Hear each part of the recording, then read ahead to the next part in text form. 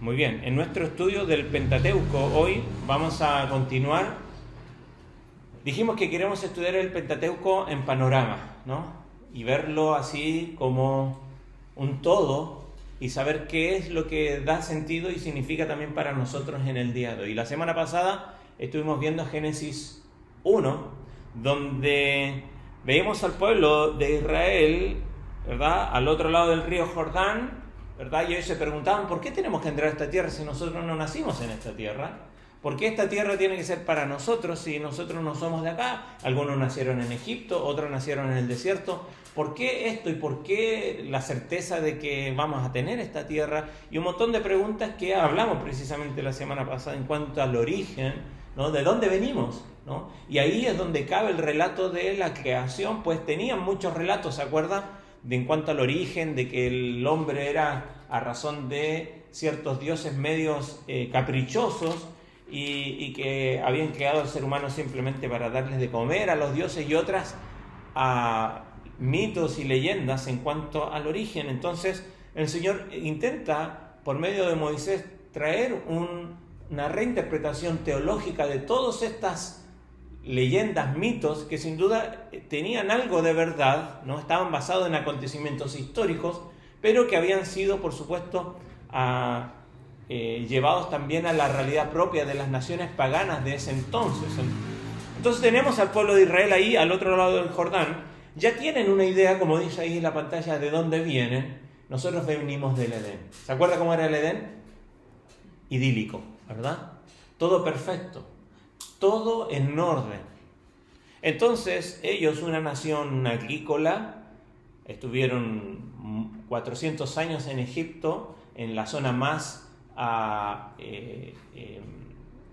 ¿cómo se dice en cuanto a la agrícola, que es muy fértil, casi, no se me fue la palabra, la zona más fértil de Egipto, ahí en el delta del Nilo, y por lo tanto tenían que lidiar con la cosecha todo el tiempo. Y si bien era un buen lugar, siempre habían tiempos como las sequías.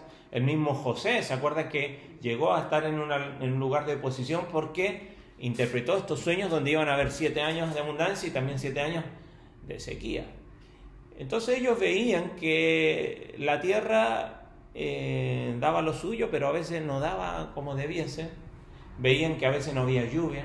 Veían que crecían espinos, veían que habían animales salvajes que comían de sus ovejas y su ganado, veían que habían cosas en sus propias vidas, ¿no?, en sus relaciones matrimoniales, que eran muy distantes del Edén, ¿verdad? Y nosotros pasaron miles de años y nosotros decimos, sí, también sigue siendo igual en el día de hoy.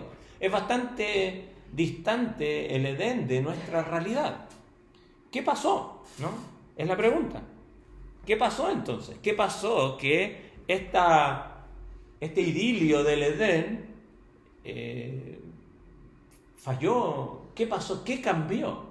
Entonces aquí es donde el relato de la creación, el capítulo 1, continúa en el capítulo 2, no es otro relato de la creación, pero sí nos ayuda a poner un contexto qué es lo que sucede allí en el Edén. Así que vamos a ver hoy día este asunto acerca de la caída en el panorama del Pentateuco, que da respuestas a estas personas que están por entrar a la tierra prometida y que se preguntan, bueno, ¿qué es lo que falló?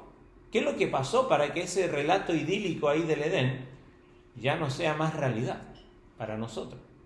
Y poder llegar también a algunas aplicaciones al final de esta predicación en el día de hoy. Pero antes vamos a orar, vamos a encomendarnos al Señor para que Él también nos hable a cada uno.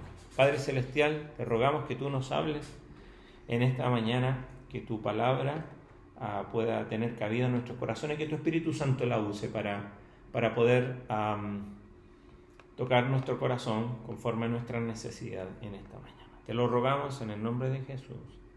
Amén. Antes de ver lo que pasó, veamos un poquito qué es lo que sucede en el capítulo 2 de Génesis, ¿no? Si nosotros vamos al capítulo 2 de Génesis, del verso 4 en adelante, ¿se acuerdan que comienza? Este es el primero de los Toledot, de los orígenes, de las generaciones de. ¿Se acuerdan que dijimos que Génesis está dividido en 10 introducciones que comienzan así. Verso 4 dice: estos son los orígenes de los cielos y la tierra cuando fueron creados, el día que Jehová hizo la tierra y los cielos, toda planta del campo antes que fuese en la tierra, y toda hierba del campo antes que naciese, porque Jehová Dios aún no había hecho llover sobre la tierra, ni había hombre para que labrase la tierra, sino que subía de la tierra un vapor, el cual regaba la faz de la tierra. Entonces Jehová Dios formó al hombre del polvo de la tierra. Ahora, no es que es por segunda vez, ahora está explicando cómo lo hizo, ¿no? Según lo que dice capítulo 1, verso 26. Dice que lo formó del polvo de la tierra y sopló en su nariz aliento de vida, y fue el hombre un ser viviente. Y Jehová plantó un huerto en Edén, al oriente, y puso allí al hombre que había formado. Y Jehová Dios hizo nacer de la tierra todo árbol delicioso a la vista y bueno para comer, también el árbol de la vida en medio del huerto, y el árbol de la ciencia del bien y del mal. Y salía de Edén un río para regar el huerto, y de allí se repartía en 4 brazos. El nombre de uno era Pisón, este es el que rodea la tierra de Havila, donde hay oro, y el oro de aquella tierra es bueno. Y hay allí también bedelio y ónice, y el nombre del segundo río es Gihón. Este es el que rodea toda la tierra de Cus, y el nombre del tercer río es Hidekel, y este es el que va al oriente de Asiria, probablemente sea el Tigris. Y el cuarto río es el Éufrates, y ese sí ya lo conocemos ahí en lo que es Mesopotamia. Tomó pues Jehová Dios al hombre y lo puso en el huerto de Edén para que lo labrara y lo guardase. Y mandó Jehová Dios al hombre diciendo: de todo árbol del huerto podrás comer, mas del árbol de la ciencia del bien y del mal no comerás, porque el día que de él comieres ciertamente morirás. Y dijo Jehová Dios: no es bueno que el hombre esté solo, le haré ayuda idónea para él. Jehová Dios formó pues de la tierra toda bestia del campo y toda ave de los cielos, y las trajo a Adán para que viese cómo las había de llamar, y todo lo que Adán llamó a los animales vivientes, este es su nombre. Así que él es el responsable del ornitorrinco, esos nombres medio raros, ¿ok? Puso a Adán nombre a toda bestia y ave de los cielos y a todo ganado del campo, más para darnos ello ayuda idónea para él. Entonces Jehová Dios hizo caer sueño profundo sobre Adán, y mientras éste dormía tomó una de sus costillas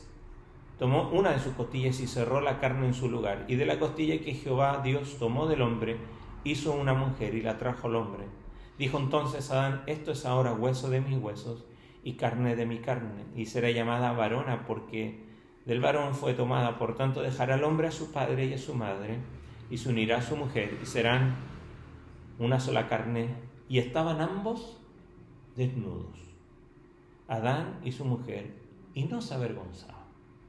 Entonces lo que vemos acá en el contexto de este ideal inicial es que vemos que el propósito de Dios para el hombre es este, ¿no? Que Dios quería sin duda lo mejor para el hombre, ¿no? Y lo pone ahí en el Edén, que es el mejor lugar que podría existir hasta ahora. Sabemos que la Escritura nos dice que viene un tiempo donde habrá cielo nuevo y tierra nueva, donde ya no habrá más llanto ni más dolor. Amén. Y esperamos y aguardamos ese lugar y ese momento. Pero antes hubo un lugar perfecto. ¿Y qué es este? Y el propósito de Dios para el hombre era este: que lo trabajase, que lo cuidase, que lo labrara, ¿no? Dios quería lo mejor para el hombre. ¿Y en qué? En que Dios demandaba de alguna manera obediencia al hombre, no obediencia a Dios. Cuando le dice: de todo árbol del huerto podrás comer, pero del árbol de la ciencia y del bien y del mal no comerás, porque el día que de él comieres, ciertamente, la palabra clave ahí es esa, ya la vamos a ver por qué. Entonces el propósito de Dios para el hombre está aquí, en que él demanda obediencia, ¿no?, del hombre a Dios, pero también en el Edén había comunión entre Dios y el hombre, y no solamente entre Dios y el hombre, sino que entre el hombre y su mujer, entre su pareja, ¿no?, en su matrimonio, ¿no? Hay comunión allí, y Dios lo pone aquí con el propósito de poblar la tierra, usando precisamente esta estructura o esta institución, ¿no?, del matrimonio y la familia para poder reproducirse, ¿no? Y poder poblar este lugar perfecto hasta ese momento, ¿verdad? Pero también vemos un asunto, y que lo vamos a abordar un poco más adelante, es que aquí había inocencia, pero no solamente inocencia, sino que transparencia entre ellos. Dice que ellos estaban desnudos y no se avergonzaban. ¿Por qué? ¿Por qué uno se avergüenza de la desnudez? ¿Por qué uno se avergüenza de ciertas cosas? ¿Qué hace uno cuando siente vergüenza? ¿Cuál es la imagen más clara cuando uno siente vergüenza? Se tapa la cara, ¿verdad? Se tapa, ¡ay, qué vergüenza! No quiero que me vean, porque tengo algo que esconder, no quiero que me vean como estoy. Bueno, ellos no tenían nada que esconder. No había algo que esconder. Por eso no había vergüenza de su desnudez. Estaban allí en el huerto y no había ninguna vergüenza, porque no había hasta ese momento nada que esconder. Todo es perfecto, todo es sano, todo es puro, ¿no? E inocente. A diferencia de que cuando ya pecan, y que es la razón de nuestro estudio en el día de hoy, pasan de la inocencia a la conciencia. Y ahora ya conocen, y pareciera, y lo vamos a explicar, o al menos intentar, no es malo conocer la diferencia entre el bien y el mal, no ese es el problema, ¿no? El problema estuvo allí más profundo, en la motivación, en lo que quisieron tener, ¿no? Que creían que no tenían estando ahí en el huerto. Pero el contexto es este: el propósito de Dios para el hombre es el ideal en el Edén, allí, perfecto, sin pecado, teniendo comunión con Dios, teniendo comunión con, en este caso, su pareja, a su esposa, poder fructificar ellos y también cultivar ese huerto. Pero Dios les hace una advertencia. Les dice, se les permitió comer libremente de todo árbol del huerto, pero hubo una sola prohibición, que era que del árbol de la ciencia del bien y del mal no iban a comer, porque como dice ahí, ciertamente iban a morir. Es la única advertencia, ¿ok? Y es bastante claro, no es ambiguo, es bastante clara la advertencia. Ahora, ¿qué es lo que sucede? Nosotros ya conocemos la historia, pero veamos un poquito la cronología del engaño. Capítulo 3, verso 1 al 6. Vaya ahí a la Biblia conmigo. Vamos a leer estos primeros 6 versículos. Comienza con un pero, de esos peros que no nos gustan. Dice, pero la serpiente era astuta más que todos los animales del campo que Jehová Dios había hecho, la cual dijo a la mujer, ¿con qué Dios os ha dicho, no comáis de todo árbol del huerto? Y la mujer respondió a la serpiente, del fruto de los árboles del huerto podemos comer, pero del fruto del árbol que está en medio del huerto, dijo Dios, no comeréis de él, ni le tocaréis, para que no muráis. Entonces la serpiente dijo a la mujer, no moriréis, sino que sabe Dios que el día que comáis de él serán abiertos vuestros ojos y seréis como Dios, sabiendo el bien y el mal. Y vio la mujer que el árbol era bueno para comer y que era agradable a los ojos, y árbol codiciable para alcanzar la sabiduría, y tomó de su fruto y comió, y dio también a su marido, el cual comió así como a ella. Entonces, esta es un poco la cronología que vemos aquí. Lo primero que sucede, ¿no? Es que vemos la mentira y el engaño, ¿no? Usados por la serpiente, ¿no? En este caso es Satanás, el diablo, cuyas tácticas, y por eso queremos ver cómo es la cronología del engaño, porque Satanás, nos dice Efesios, que habla de las artimañas del diablo, ¿no? Su estratagema, su plan, ¿no? Su táctica, y si bien según la ocasión puede apuntar a ciertas cosas diferentes, pero el trasfondo en cada tentación al parecer tiene ciertos conceptos que se van repitiendo, y su táctica sigue siendo la misma en muchos sentidos. ¿Y en qué lo vemos? Primero, lo que hace la serpiente es que siembra dudas sobre la palabra de Dios. Fíjese cómo dice, la primera pregunta que hace, dice en el verso 1, ¿con qué Dios os ha dicho, no comáis de todo árbol del huerto? La táctica comienza con una exageración, ¿no? ¿Qué había dicho Dios? Pueden comer de todo. Pero la advertencia fue clara, solamente de uno no pueden comer, ¿no? O sea, pueden comer todo lo que quieran que está aquí, pero de este único no. Entonces viene la serpiente y dice con que no pueden comer de todo árbol. Es una exageración, pareciera burda, ¿no? Pero esto es donde apunta Satanás normalmente. Nosotros tenemos un montón de bendiciones y a veces tenemos grandes cosas que el Señor nos permite hacer. Pero el Señor es bastante claro con algunas cosas que nos dice esto no, ¿verdad?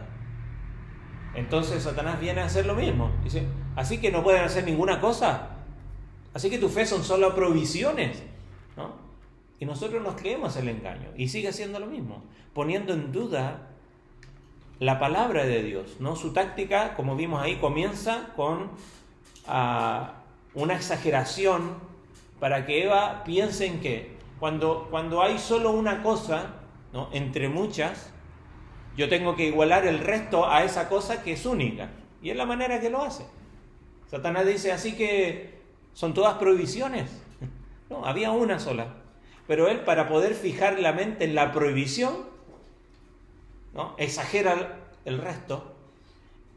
Y eso lo hace, obviamente, sembrando dudas sobre la palabra de Dios. Y el propósito sobre sembrar dudas sobre la verdad de Dios, ¿no?, al fin y al cabo es sembrar dudas sobre el carácter de Dios, sembrar dudas sobre la bondad de Dios. Y la duda quizás viene a ser el primer peldaño o quizás la plataforma para el engaño. ¿Cuántas veces en ciertas circunstancias en nuestra vida hemos dudado del carácter y de la bondad de Dios? Cuando hay problemas normalmente, ¿no? Cuando en vez de ver todas las bendiciones que tenemos, bendiciones espirituales que tenemos en Cristo, según lo que dice Efesios 1:3, ¿verdad? Y hay algún padecer en nuestra vida, o hay alguna situación difícil, o algún dolor, o vemos que Satanás está haciendo mal, y nuestra mente se va a eso, y pareciera que todo está afectado por eso. Y empezamos a dudar de la bondad, de que Dios no es bueno, y de que Dios no es poderoso, y de que Dios no quiere ayudarme. Entonces, así comienza, ese es el primer peldaño para el engaño. ¿Qué es lo que sigue? Dice ahí, lo que sucede después es que Eva distorsiona la palabra de Dios. ¿En qué lo hace?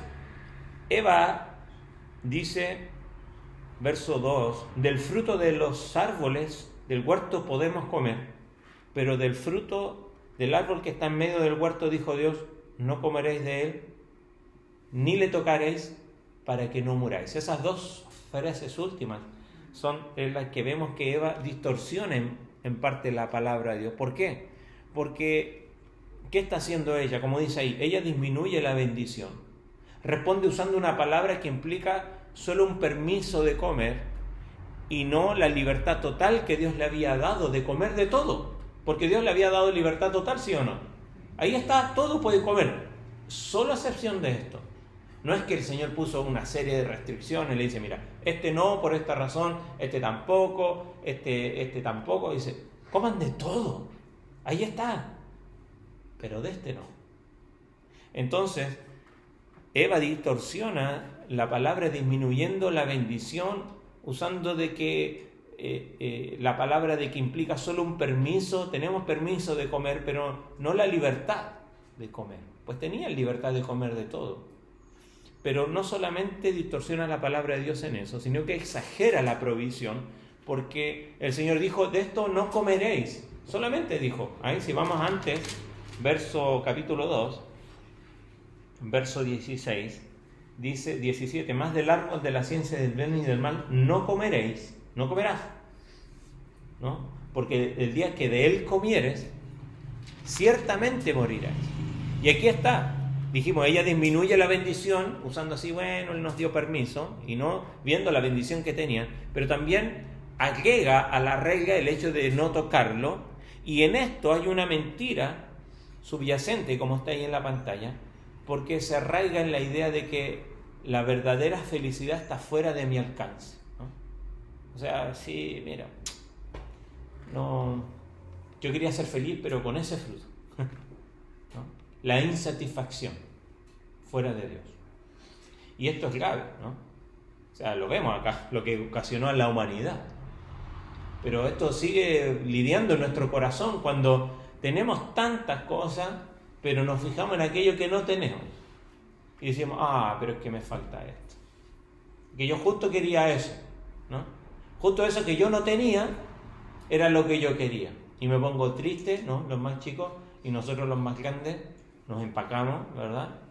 Y nos enojamos y nos airamos porque el Señor no me dio o no me permite eso que yo quería, pero me permite un montón de otras cosas, donde me da libertad incluso.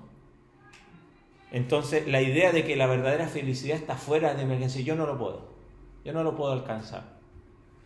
Entonces, vemos acá que Eva está distorsionando la palabra de Dios de esta manera, y por último, lo que hace es alivianar la consecuencia, porque cambia la certeza de la muerte. Recordemos que decía antes, ciertamente morirás, pero ella dice que puede haber una posibilidad, ¿no? Cambia de lo cierto a una posibilidad. Y aunque pareciera similar, hay bastante distancia. Porque si es una posibilidad, bueno, podemos entrar a calcular cuánta posibilidad hay, ¿verdad? Y puede ser que por ahí a mí no me toque. Y empezamos a jugar con la posibilidad. Y eso es trágico. Cuando empezamos a jugar con la posibilidad de las consecuencias del pecado, siempre es trágico. Recordemos que Santiago nos dice que el pecado no aborta, ¿se acuerda? Que el pecado, habiendo concedido, da a luz la muerte. Y damos gracias a Dios que muchas veces nos libra de grandes consecuencias de nuestro pecado en nuestra vida, porque pecamos todo el tiempo. Pero siempre hay consecuencias de nuestro pecado, ¿no? Entonces, ella aliviana la consecuencia diciendo, bueno, pasa de la certeza de la muerte a una posibilidad, creyendo ella, junto con Adán, ser la excepción a la regla. ¿Cuántas veces no hemos creído nosotros eso? Cuando pecamos creemos que somos la excepción a la regla, porque soy el pastor de la iglesia, porque yo soy cristiano de muchos años, porque, bueno, lo hice con una buena intención, y bueno, porque me arrepentí rápido. Y muchas veces hacemos lo mismo, distorsionamos la palabra de Dios a nuestra conveniencia para poder afirmar mi pecado y lo que yo quiero hacer. Entonces vemos cómo va la cronología de esto. Pero dijimos, ¿no? Antes, la serpiente siembra dudas, Eva distorsiona la palabra de Dios, pero también Satanás niega, ¿no?, la palabra de Dios aquí. El diablo va a sembrar dudas, a negar directamente la palabra de Dios y sus consecuencias. Fíjese qué dice la serpiente, verso 4, capítulo 3. Entonces la serpiente dijo a la mujer, no moriréis. Pero si el Señor dijo que van a morir, y ya como vio que ella pasó de la certeza a la posibilidad, él lo niega directamente. Le dice, no van a morir. Va directamente a negar la palabra de Dios, ¿no? La consecuencia de pecar es transgredir la ley de Dios, por lo tanto es decirle a Dios, yo no te creo lo que tú dices, ¿no? No creo lo que tú estás diciendo sea verdad, ¿no? En otras palabras, cuando pecamos le estamos diciendo a Dios que Él es mentiroso. Es grave eso, ¿verdad? Sí. No solamente eso, sino que Satanás justifica la transgresión. Sugiere que el motivo de la provisión de Dios es egoísta, fíjense, sino que sabe Dios, verso 5, que el día que coman de Él van a ser abiertos vuestros ojos y seréis como Dios, sabiendo el bien y el mal. Entonces Satanás justifica con motivos o con el motivo de que esta provisión de Dios es egoísta y dice que Dios esconde algo, que Eva, para evitar que ella alcance un plano superior en su conocimiento. Entonces el engaño de la serpiente afirma lo siguiente, que al comer van a ser como Dios, sabiendo el bien y el mal, lo cual es cierto, ¿no?, en ese sentido, pero omite que se van a alejar de Dios perdiendo su pureza y su inocencia. Recordemos que Satanás es mentiroso y aunque a veces dice la verdad, siempre miente, ¿no? Nunca es verdad completa, siempre es a media. Y nosotros sabemos que una verdad a media es una mentira. Entonces el engaño de Satanás sigue siendo el mismo. Él nos sigue engañando y mintiendo de que dale nomás con esto, que te va a hacer bien, que va a ser bueno. No nos menciona las consecuencias, aunque muchas veces nosotros también las sabemos, pero nos creemos la mentira. Entonces, nuestra mente busca constantemente justificar el pecado, diciendo yo merezco esto, o yo soy así, o para callar nuestra conciencia tratamos de justificar lo que hacemos, ¿no? Y esto siempre trae tragedias, ¿no? Ahora, fíjese lo que sucede. Eva cede, Adán participa, el verso ya lo leímos recién, dice que Eva vio el árbol, que era bueno, agradable, esto es muy similar a lo que dice Primera de Juan, ¿cierto? No améis el mundo ni las cosas que están en el mundo, ¿no? Dice, habla de los ojos, de la vanagloria de la vida, es similar esta idea aquí, ¿no? Mira el deseo de los ojos, codicia, ¿no? La vanagloria de la vida allí, la sabiduría, y toma del fruto. Ella tomó una decisión, Satanás no la forzó, solo la engañó, y Adán está junto a ella y participa y come de esto. Entonces vemos que así es como sucede la caída. Ahora, ¿cuáles son las consecuencias inmediatas y cuáles son las consecuencias permanentes de esta caída? Bueno, lo primero que sucede es que hay un cambio absoluto. Dice ahí el texto, verso 7, fueron abiertos los ojos de ambos y conocieron que estaban desnudos, entonces cosieron hojas de higuera y se hicieron delantales. Fueron abiertos sus ojos y conocieron que estaban así, desnudos. ¿Y cuál fue el primer sentimiento? Vergüenza y miedo. Miedo y vergüenza, y sigue siendo igual. Miles de años después, sigue siendo igual. El miedo y la vergüenza nos ganan. Por supuesto, lo que genera el pecado. Ahora, para nosotros no hemos vivido en el Edén, ¿no? Ninguno de nosotros ha estado en el Edén, ninguno de nosotros ha vivido una vida idílica. Nosotros nacimos sujetos al pecado, ¿verdad? En Cristo ya no somos esclavos del pecado y estamos experimentando una transformación que ya el Señor nos capacita para no ser esclavos del pecado. Pero ellos estaban ajenos al pecado. Por lo tanto, el cambio fue absoluto. Fue completamente así como está distante el oriente del occidente, ¿no? En lugar de la obediencia, hubo un deseo de independencia. El verso 8 dice, oyeron la voz de Jehová que se paseaban en el huerto al aire del día, y el hombre y su mujer se escondieron de la presencia de Jehová Dios entre los árboles del huerto. Ahora no quiero estar con Dios, no necesito a Dios, quiero independencia. En lugar de comunión, hubo miedo a Dios, ¿no? Y vergüenza entre ellos, ¿no? Vergüenza entre ellos. Por eso es que cosieron hojas de higuera y se hicieron estos delantales. Pero no solamente hubo un cambio absoluto, sino que otra consecuencia fue la falta de responsabilidad. Cuando dice ahí verso 9, más Jehová llamó al hombre y le dijo, ¿dónde estás tú? Y él respondió, oí tu voz en el huerto y tuve miedo, porque estaba desnudo y me escondí. Y le dijo Dios, ¿quién te enseñó que estabas desnudo? ¿Has comido del árbol que yo te mandé no comieses? ¿Y qué dijo el hombre? ¿Te acuerdas? Y bueno, la mujer que me diste por compañera me dio del árbol y yo comí. Entonces la culpa es de ella y tuya, porque tú me la diste, ¿no? Entonces la falta de responsabilidad viene con el pecado, ¿no? Adán culpó a Eva y Eva, ¿no? Cuando dice allí, entonces Jehová Dios, verso 13, dijo a la mujer, ¿qué es lo que has hecho? Y dijo a la mujer, la serpiente me engañó y comí, ¿no? Eva también le dice, bueno, fue la serpiente, tu creación. Y en definitiva Satanás es creación de Dios, ¿no? Los ángeles son creados. Entonces, Adán implicó que su esposa era al final la culpable, incluso podríamos decir que era una maldición dada por Dios porque lo hizo caer. Entonces, la falta de responsabilidad, y que es algo común en nuestros días, ¿no?, de quitar la culpa de lo que hacemos.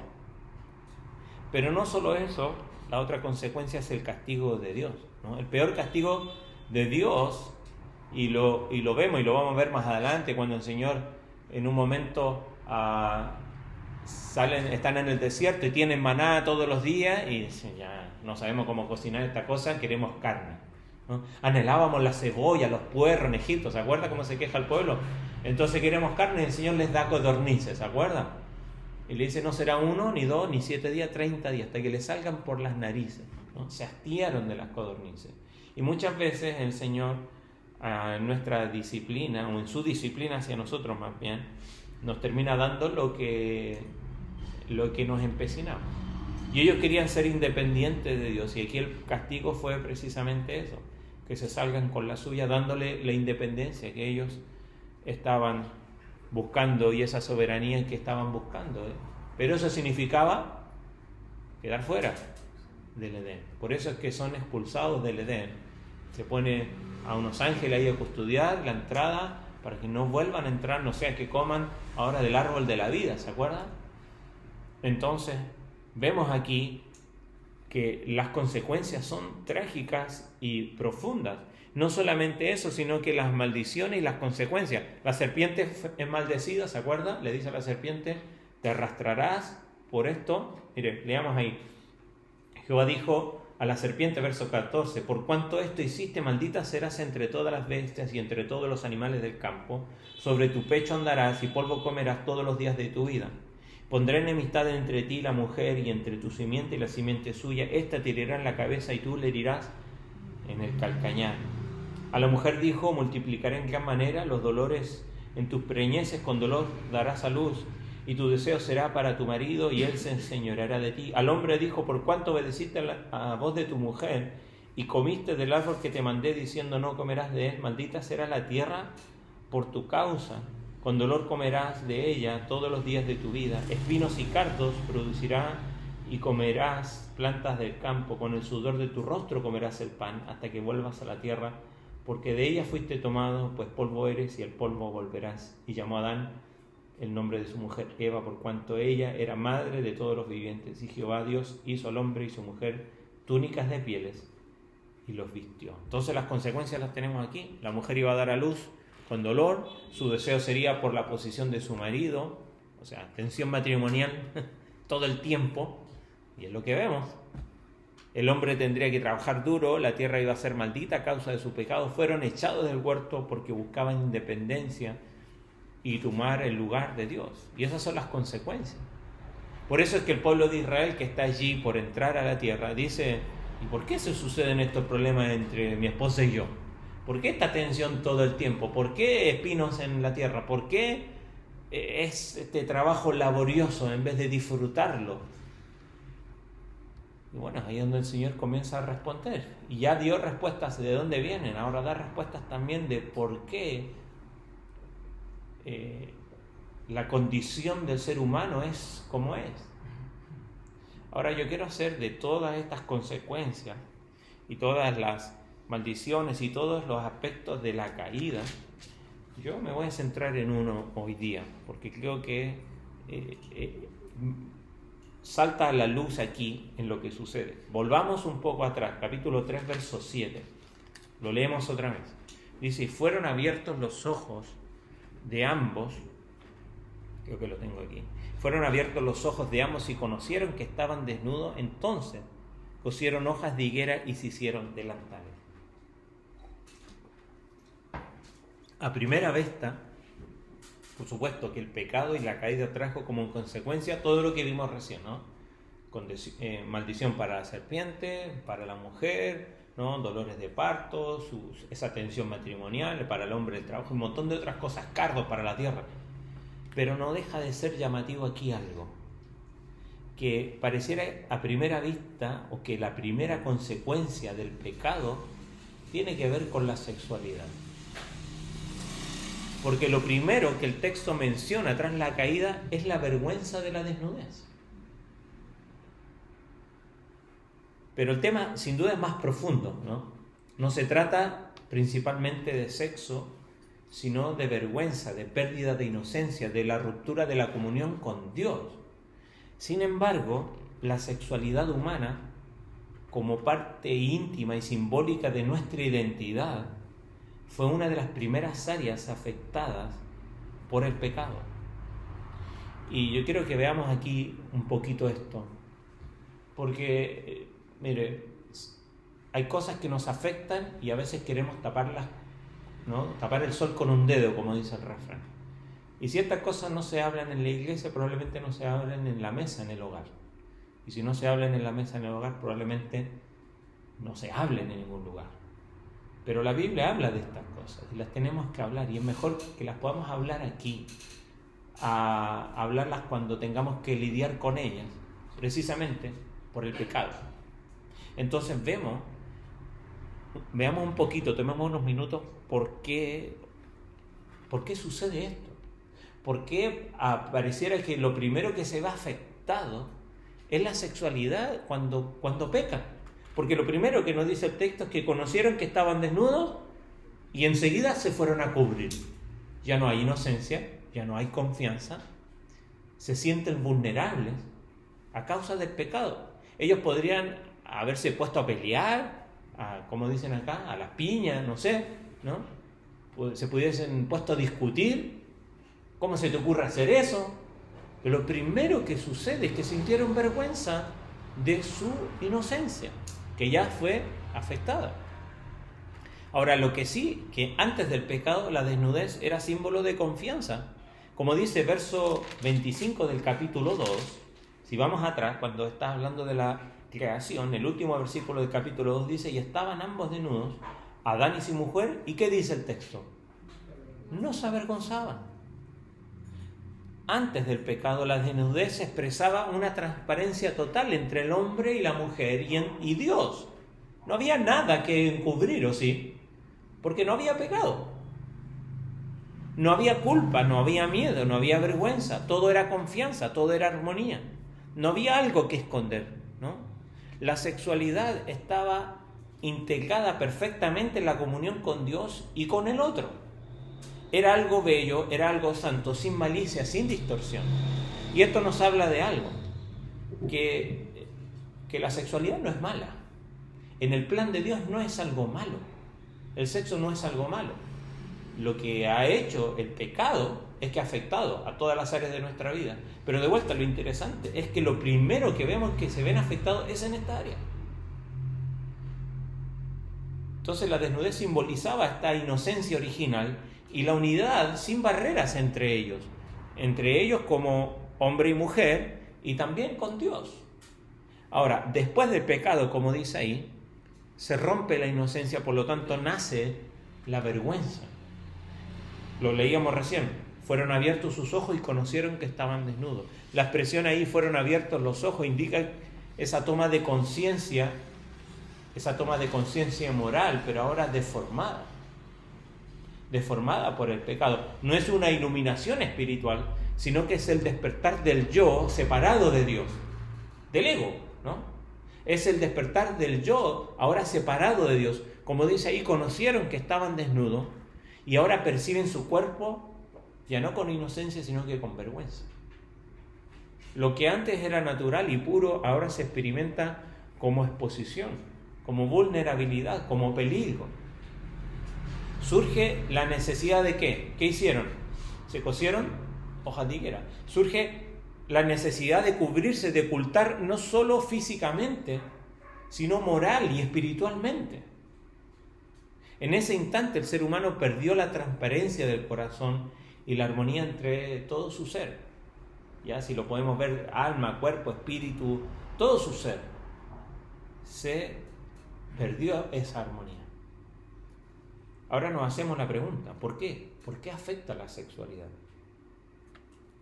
Bueno, porque la sexualidad humana no es solo biología, como algunos piensan o intentan imponer ese discurso. una cuestión química nomás, ¿no? La sexualidad no es solo biología, es íntimamente espiritual y relacional. Y lo vemos acá. Y lo vemos aquí en el relato del origen y posteriormente la caída. Vemos que es el lenguaje, como dice, y más profundo de unión y de entrega. Cuando se rompe la comunión con Dios, también se distorsiona la capacidad de verse a sí mismo y de entregarse al otro correctamente. Por eso la mirada al otro ya no es un don, es una amenaza. Y por eso muchas personas, hombres y mujeres también, se ven amenazados cuando alguien lo está mirando con ojos lujuriosos, lascivos. El cuerpo ya no se percibe como un templo, sino que simplemente como un objeto. El deseo, que debía ser una expresión de amor, se vuelve mezcla de placer, de dominio, de culpa o vergüenza. Entonces podemos sintetizar que la sexualidad fue la primera área en la que el ser humano sintió el desorden interior en cuanto a lo que el pecado produjo. Entonces nos preguntamos, ¿será que es importante prestar atención a la sexualidad en mi vida? Y claro que sí. Ahora, ¿dónde voy a buscar el consejo para eso? Bueno, en las Escrituras.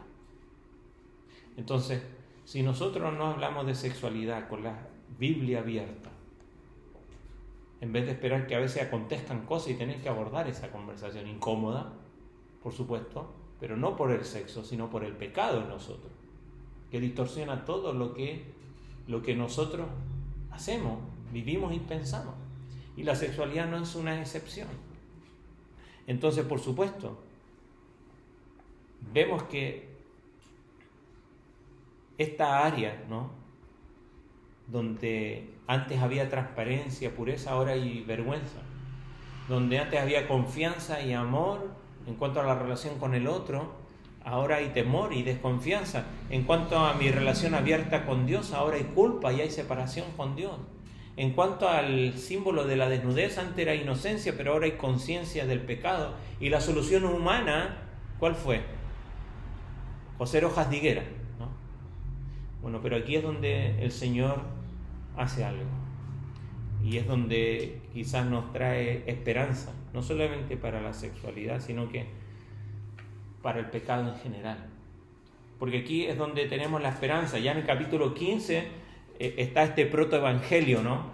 Donde Dios anuncia un plan de redención a la serpiente. Le dice a Satanás, la simiente de la mujer te va a herir en la cabeza, aunque tú le vas a herir en el talón. Pero la serpiente de la mujer te va a herir en la cabeza. ¿Y está hablando de quién? ¿Cuál es esa simiente? Jesucristo, ¿no? Dios tomando forma de hombre. Pero vemos la esperanza en medio de esta condenación, donde el Señor cose, da vestiduras de pieles, ¿no? Él le quitó esas ropas baratas de hojas y les proveyó vestiduras de piel. ¿Y para eso qué requirió? La muerte de un animal inocente. Y ya nos va mostrando lo que iba a ser, ¿no? La imagen que iba a ser, la forma en cómo iba a ser necesario cubrir el pecado. Y esto demostró que alguien tenía que pagar por el pecado. Y es lo que dice ahí, ¿no? Al final, verso 21. Y Jehová hizo al hombre y a la mujer túnicas de pieles y los vistió. Y los cubrió su vergüenza. Ahora, ¿qué podemos sacar de todo esto? Algunas conclusiones y algunas aplicaciones. Lo primero es que podemos ver es que nosotros pecamos no porque alguien nos engañó, no porque alguien nos empuja a hacerlo, sino que pecamos porque decidimos hacerlo. Sin duda, y lo vimos ayer con los jóvenes, estuvimos estudiando el Salmo 32, donde David dice que Dios que perdona las transgresiones, ¿no? Dichoso el hombre que perdonaba su transgresión. Y dice, mientras cayese, envejecieron mis huesos, el verdor fue sequedades de verano, ¿no? Hasta que confesó. Y vimos que esto se dio cuando pecó con Betsabé. Y vimos un poco la progresión. Vimos primero que él estaba ocioso, ¿verdad? Cuando él tenía que salir a la guerra, no fue. Él se quedó sin hacer nada. Y ese es campo propicio para Satanás. Pero él, ¿qué hace? Viviendo en lo más alto de la ciudad, por supuesto podía ver todos los patios de la gente, ¿no? Es como los departamentos altos en el día de hoy. Nosotros estamos en la piscina, ¿no? Los que tienen, y nos ven allí, ¿no? Bañándonos. Bueno, eso es lo que sucedió, y ve a Betsabé allí. Y obviamente ante eso surgen emociones, ¿no? Lujuria o sentimientos, pero se podían detener ahí. Y ya está, irse adentro del palacio, y quedó. Pedir perdón por lo que sentí y la culpa, y ya quedó. Pero eso llevó a afectó sus pensamientos, porque dijo, a ver, yo puedo hacer algo con esto. Yo soy el rey, yo la puedo mandar a llamar. Entonces se vio de los sentimientos, emociones, a pensamientos. Y esos pensamientos podrían haber quedado allí, ¿verdad? Y sí, no, esto fue demasiado, y me voy adentro. Pero él tomó una decisión. Y uno diría, pero todavía no cometía adulterio. Pero ya había cometido al menos 3 pecados. Y siempre es así. Pero termina en una decisión, ¿no? Y estar con ella, y las consecuencias de todo esto, después mandar a matar a su esposo, o sea, así, ¿no? Cada vez en picada. ¿Y qué nos dice eso? Que yo no peco porque, la culpa era de la mujer, ¿no? Como Adán. ¿Por qué Betsabé se estaba bañando ahí desnuda? ¿O por qué yo echar la culpa a los otros, ¿no?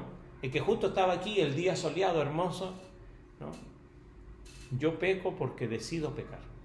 Aunque el diablo engaña, la decisión de pecar siempre es personal. El primer paso de la redención es reconocer precisamente eso, que soy pecador, la culpa, diciendo soy pecador. El pecado siempre desilusiona, ¿no? Y el momento más solitario es cuando se experimenta aquello que se pensaba que daría lo máximo y nos deja siempre defraudados. Porque así es el pecado. Promete mucho y da poco y paga mal. Pero también dice ahí, nosotros tenemos todas las herramientas necesarias para resistir el pecado.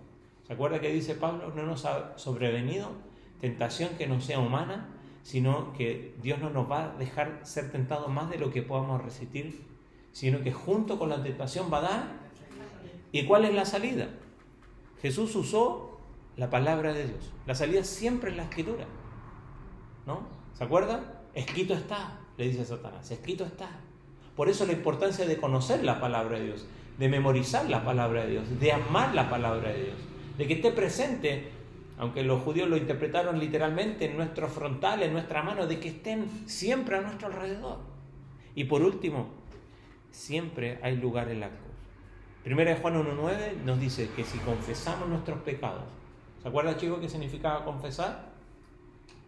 Estar de acuerdo con Dios. Que eso que Él dice que es pecado, es pecado. Y Dios es fiel y justo para perdonarnos. Y aunque caigamos, podemos mirar siempre a la cruz con la confianza de que Jesús, la simiente de la mujer que sale aquí, ya trató con el pecado en la cruz y da esperanza. Amén.